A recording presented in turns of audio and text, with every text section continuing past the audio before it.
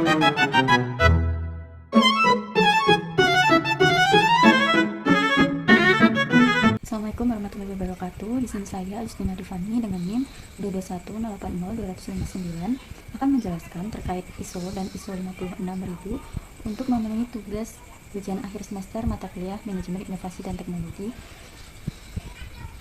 Yang pertama ada pengertian ISO atau International Organization for Standardization. ISO adalah sebuah organisasi internasional yang didirikan pada 23 Februari 1947 yang terdiri dari wakil-wakil dari Badan Standarisasi Nasional setiap negara. ISO mengembangkan dan menerbitkan standar internasional untuk berbagai industri, teknologi, dan layanan. ISO dibagi menjadi ada beberapa macam ISO. Yang pertama ada ISO 9001 menjelaskan tentang sistem manajemen mutu, ISO 14001 menjelaskan tentang sistem manajemen lingkungan, ISO 27001 menjelaskan tentang sistem manajemen keamanan informasi, kemudian ada ISO 45001 menjelaskan sistem manajemen kesehatan dan keselamatan kerja, ISO 22000 menjelaskan tentang sistem manajemen keamanan pangan, ISO 50001 menjelaskan tentang sistem manajemen energi, kemudian ada ISO 37001 menjelaskan tentang sistem manajemen anti penyuapan. Adapun ISO 56000 adalah standar internasional yang dibuat untuk membimbing organisasi dalam mengelola inovasi secara sistematis dan berkelanjutan. Tujuan utamanya yaitu membantu organisasi menciptakan nilai melalui inovasi, baik itu produk, layanan, proses, model bisnis, dan lain-lain.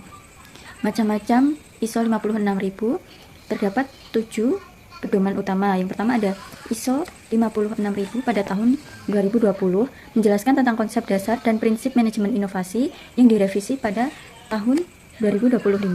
Kemudian ada ISO 56001 tahun 2024 menjelaskan tentang sistem manajemen inovasi terkait persyaratan. Kemudian ada ISO 56002 tahun 2019 menjelaskan tentang sistem manajemen inovasi terkait panduan. ISO 56003 2019 menjelaskan tentang alat dan metode tentang kemitraan inovasi. Kemudian ada ISO 56004 tahun 2019 juga menjelaskan tentang penilaian manajemen inovasi. Kemudian ada ISO 56005 tahun 2020 menjelaskan tentang alat dan metode tentang manajemen kekayaan intelektual. Yang selanjutnya ada ISO 56006 menjelaskan tentang alat dan metode pada manajemen intelijen strategis. Kemudian ada ISO 56007 menjelaskan tentang alat dan metode manajemen ide. Kemudian ada ISO 56008 menjelaskan tentang alat dan metode tentang manajemen inovasi.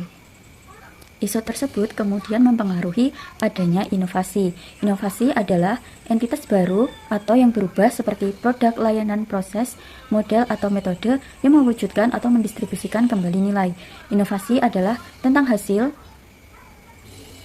dan bukan hanya proses kreatif. Kemudian di dalam inovasi terdapat kebaharuan dan nilai atau novelty dan value. Yang dianggap inovatif bergantung pada bagaimana organisasi dan pemangku kepentingannya memandang. Contohnya, sebuah solusi baru bagi perusahaan, meskipun sudah ada di tempat lain, tetap dapat menjadi sesuatu yang inovatif bagi Anda. Jika tidak melakukan inovasi, maka pegawai tersebut akan lebih rawan dipecat dan karena tidak mempunyai inovasi. Kemudian ada jenis inovasi. Jenis inovasi ini bukan hanya produk fisik, tetapi bisa merupakan layanan, proses, model bisnis, suatu metode dalam melakukan sesuatu. Contohnya seperti logo Xiaomi, yang awalnya hanya bertuliskan Mi dengan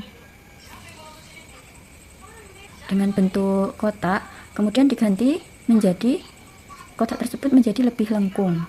Walaupun hanya sedikit, tetapi itu termasuk ke dalam inovasi. Yang selanjutnya ada jenis nilai yang direalisasikan atau type of value realized. Yang pertama ada grow innovation, sustaining innovation, strategic innovation, productivity innovation, environmental innovation, dan social innovation.